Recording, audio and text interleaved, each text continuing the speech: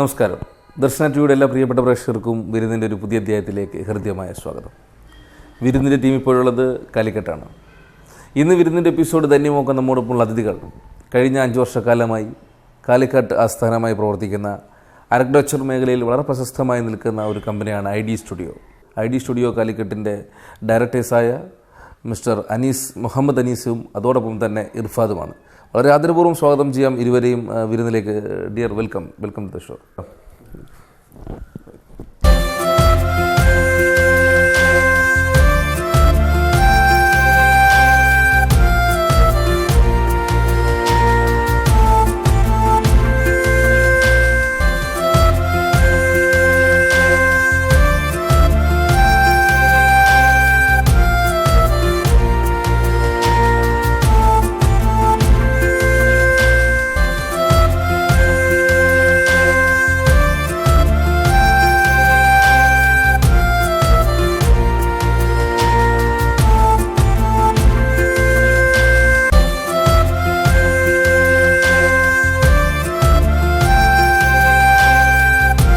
ID studio എന്ന് പറയുന്ന concept ഇന്ന് വൻ വിജയത്തിലേക്ക് നിൽക്കുന്ന അവസരത്തിൽ താങ്കൾ തന്നെ പറയും, എങ്ങനെയാണ് ഈ ഒരു കൺസെപ്റ്റിൻ്റെ തുടക്കം? ഞങ്ങൾ രണ്ടുപേരും മംഗലാപുരം കോളേജുകളിൽ ഒരുമിച്ച് പഠിച്ച ആളുകളാണ്. പഠന കാലഘട്ടത്തിൽ ഞങ്ങൾ ഇങ്ങനെ ഒരു കമ്പനി ആരംഭിക്കുമെന്നോ അല്ലെങ്കിൽ ഞങ്ങൾ ഒരുമിച്ച് ജോലി ചെയ്യുമോ എന്ന് ഞങ്ങൾക്ക് കൃത്യമായി ഞങ്ങൾ ആഗ്രഹിച്ചിരുന്നില്ല.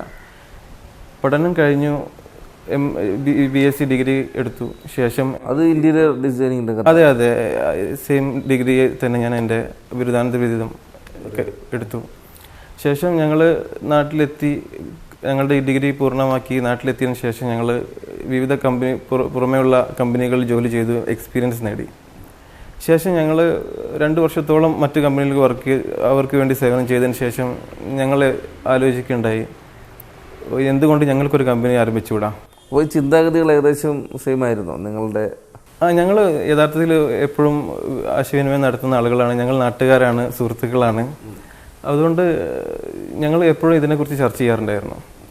അപ്പോൾ ഞങ്ങൾ തമ്മിലുള്ള ഒരു വേവ് ലെങ്ത്ത് ഞങ്ങൾക്ക് ഒരേപോലെയാണെന്ന് തോന്നിയത് കാരണം ഞങ്ങൾ പിന്നെ ഒരുമിച്ചൊരു കമ്പനി തുടങ്ങിയാൽ ഇതിനെക്കുറിച്ച് ഞങ്ങൾ ആലോചിച്ചു. ഈ ഒരു രംഗത്ത് താങ്കൾക്ക് ബിരുദാനന്തര ബിരുദമുണ്ട് അല്ലേ? അതെ, ഞാനിൽ പോസ്റ്റ് ഗ്രാജുവേഷൻ എടുത്ത ആളാണ് ഈ ഇന്റീരിയർ ഡിസൈനിങ്ങിൽ തന്നെ.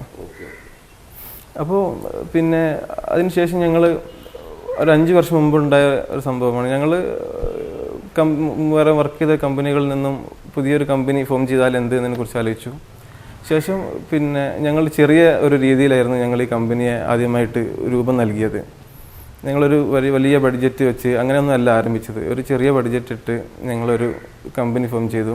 ഞങ്ങളുടെ പരിചയത്തിലുള്ള നല്ല ചെറിയ ക്ലയൻസ് ഞങ്ങളെ വിശ്വസിച്ച് ഞങ്ങളെ വർക്ക് ഏൽപ്പിച്ചു.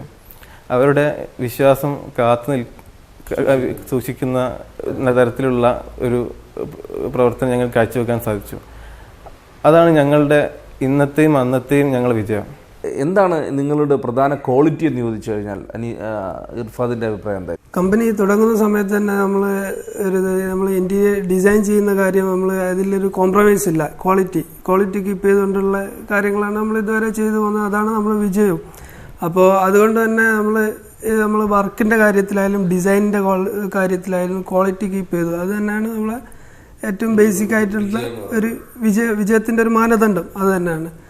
അതാണ് നിങ്ങളിപ്പോൾ ഇങ്ങനെ തുടങ്ങിയതിന് ശേഷം നിങ്ങൾ ഈ ഒരു കമ്പനിയുടെ ഒരു വളർച്ച തുടങ്ങുന്ന സമയത്ത് ഇത് കണ്ടിരുന്നു, ഇത്രമാത്രം കമ്പനി വളരും എന്ന് മനസ്സിൽ കണ്ടിരുന്നു? അതായത് നമ്മൾ മനസ്സിൽ കാണുന്നതല്ല, നമ്മൾ ക്വാളിറ്റി ഒക്കെ കീപ്പ് ചെയ്ത് കഴിഞ്ഞാൽ നമ്മളെ നമ്മളെ ക്ലയൻസ് നമ്മളെ വിശ്വസിക്കും. അപ്പോൾ ആ വിശ്വാസം കീപ്പ് ചെയ്തുകൊണ്ട് നമ്മളെ ഒരു ക്ലയൻസ് മറ്റൊരു ക്ലയൻസിന് വേണ്ടിയിട്ട് നമ്മളെ പ്രൊപ്പോസ് ചെയ്യാണ് ചെയ്തുകൊണ്ടിരുന്നത്. പ്രോജക്റ്റുകളുടെ കാര്യത്തിൽ ഐഡി സ്റ്റുഡിയോയുടെ അടുത്തേക്ക് ഒരു പ്രോജക്റ്റ് വരുമ്പോൾ അത് ഏത് തരത്തിലുള്ള പ്രോജക്റ്റുകളാണ് അക്സെപ്റ്റ് ചെയ്യുന്നത്? ഞങ്ങളെ സംബന്ധിച്ചിടത്തോളം ഞങ്ങളുടെ ഒരു പ്രത്യേകത എന്ന് പറഞ്ഞു കഴിഞ്ഞാൽ മറ്റ് കമ്പനികളിൽ നിന്ന് വ്യത്യസ്തമായിട്ട് ഏത് തരം പ്രൊജക്റ്റുകളും ഞങ്ങൾ ഹാൻഡിൽ ചെയ്യും. അതായത് ഇപ്പോൾ നമ്മൾ റെസിഡൻഷ്യൽ പ്രൊജക്റ്റ് ഞങ്ങളുടെ അടുത്ത് വന്നെന്ന് വിചാരിക്കുക. ഒരാളുടെ വീട് നിർമ്മിക്കാൻ ഞങ്ങളെ സമീപിച്ചു. അതിപ്പോൾ ഞങ്ങൾ ഏത് കസ്റ്റമർ ആയാലും ശരി, ഇപ്പോൾ പിന്നെ ഹൈ എൻഡ് കസ്റ്റമർ ആയാലും ശരി, ഇടത്തരം കസ്റ്റമർ ആയാലും ശരി, ബിലോ ആവറേജ് ആയാലും ശരി, ഏത് ആളുകളെയും പ്രൊമോട്ട് ചെയ്യുന്ന രീതിയിലുള്ള, എന്നാൽ ഡിസൈനിനെ അവിടെ കീപ്പ് ചെയ്തിട്ട് അതിൻ്റെ വാല്യൂ കീപ്പ് ചെയ്തിട്ടുള്ള രീതിയിലുള്ള ഡിസൈൻസ് ഡെവലപ്പ് ചെയ്ത് കൊടുക്കാൻ സാധിക്കും എന്നത് ഞങ്ങളുടെ ഒരു ഉത്തമ വിശ്വാസമാണ്. ബജറ്റിനെ ക്രമീകരിക്കാൻ കഴിയുമോ, അതോ ഇൻഡിവിജ്വലായിട്ടൊരു വ്യക്തി വീട് പണിയുന്നതോ അല്ലെങ്കിൽ അങ്ങനെയാണോ ഏറ്റവും ബെറ്റർ ആയിട്ടുണ്ടാവുക? അത് എപ്പോഴും ഒരു ആർക്കിടെക്റ്റിനെ കൂട്ടി പിടിച്ച് മാത്രമേ ഒരു പ്രൊജക്റ്റ് നടത്താവൂ.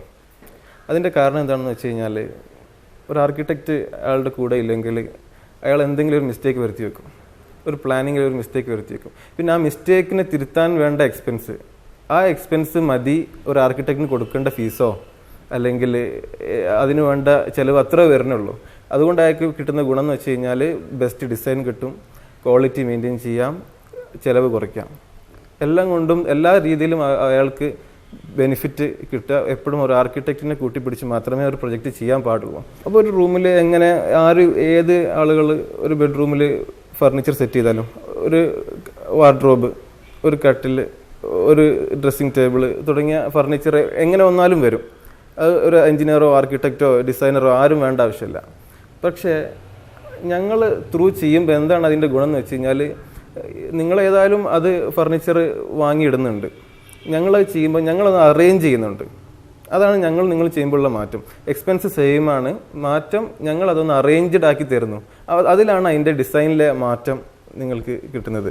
ഈ അറേഞ്ച് ചെയ്യുന്ന പറയുമ്പോൾ നിങ്ങൾ സെലക്ട് ചെയ്യുന്ന കളർ അല്ലെങ്കിൽ ഡിസൈൻ അതാണോ നമ്മൾ ആ ഒരു വ്യക്തിക്ക് കൊടുക്കുക, അതോ ഈ കസ്റ്റമൈസ്ഡ് സംഭവങ്ങളിലേക്ക്? അത് എങ്ങനെയാണെന്ന് വെച്ച് കഴിഞ്ഞാൽ, ഇപ്പോൾ ഒരു നോർമൽ ക്ലയൻറ്റ്, അതായത് എഞ്ചിനീയർ സഹായമില്ലാതെ ഇൻഡിവിജ്വലായിട്ട് ചെയ്യുന്ന ഒരു പ്രൊജക്റ്റ്, അത്തരം പ്രൊജക്റ്റുകളിൽ പിന്നെ അയാൾ ചെയ്യുന്ന ഇപ്പോൾ ഒരു കേട്ടൺ വാങ്ങി ഒരു ഷോപ്പിൽ പോയി കേട്ടൺ മേടിക്കും, ഒരു ഷോപ്പിൽ പോയിട്ട് കുഷ്യൻസ് സോഫ മേടിക്കും, ഒരു ഷോപ്പിൽ പോയിട്ട് ഇത് മേടിക്കും. അപ്പോൾ ഒന്നുമായിട്ട് ഒരു ഇൻ്റർ റിലേറ്റഡ് അല്ല. ഞങ്ങളതെല്ലാം കൂടി ഒന്ന് ബന്ധിപ്പിച്ചു കൊടുത്ത് പ്ലാൻഡ് ആക്കി, പിന്നെ കളർ ടോൺ മെയിൻറ്റെയിൻ ചെയ്ത് അതിൻ്റെ വേണ്ട ഡീറ്റെയിലുകൾ ചെയ്ത് കൊടുത്ത് അതിനെ ഒന്ന് ഏകോപിപ്പിച്ചെടുക്കും. നമ്മൾ ഒരു പ്രോജക്റ്റ് നല്ല രീതിയിൽ കംപ്ലീറ്റ് ചെയ്യുന്നതുകൊണ്ട് തന്നെ അതിൻ്റെ നമ്മളിപ്പോൾ ഒരു ക്ലയൻറ്റിന് നമ്മൾ ഒരു പ്രോജക്റ്റ് നല്ല രീതിയിൽ കംപ്ലീറ്റ് ചെയ്തു കൊടുത്തു കഴിഞ്ഞാൽ അയാൾ അദ്ദേഹത്തിൻ്റെ സുഹൃത്തുക്കളോ അല്ലെങ്കിൽ റിലേഷനോ അങ്ങനെ ബന്ധപ്പെട്ട ആരെങ്കിലും ഒക്കെ ആയിട്ട് നമുക്ക് കൂടുതൽ ക്ലയൻറ്റ്സ് നമുക്ക് വന്നുകൊണ്ടിരിക്കുകയാണ്. അത് എന്തുകൊണ്ടാണെന്ന് വെച്ചാൽ നമ്മൾ ഡിസൈനിങ് വിങ്ങും എക്സിക്യൂഷനും നമ്മൾ തന്നെ ചെയ്യുന്നതുകൊണ്ട് അതിലെന്തെങ്കിലും തകരാറുകൾ സംഭവിച്ചു കഴിഞ്ഞാലോ, അതായത് ഇതുവരെ നമുക്കത് സംഭവിച്ചിട്ടില്ല. നിങ്ങളുടെ സ്പെഷ്യാലിറ്റി എന്താണ്? നിങ്ങൾ എങ്ങനെയാണ് ഓരോ പ്രൊജക്റ്റിനെ കൈകാര്യം ചെയ്യുന്ന രീതി? ഞങ്ങൾ ഓഫീസിൻ്റെ ഒരു ഡിസൈൻ വർക്കൗട്ട് ചെയ്യുന്ന ശൈലി എന്ന് വെച്ച് കഴിഞ്ഞാൽ, ഞങ്ങളൊരു ഡിസൈൻ ഡെവലപ്പ് ചെയ്യും, ഇദ്ദേഹം ഡിസൈൻ ചെയ്യും.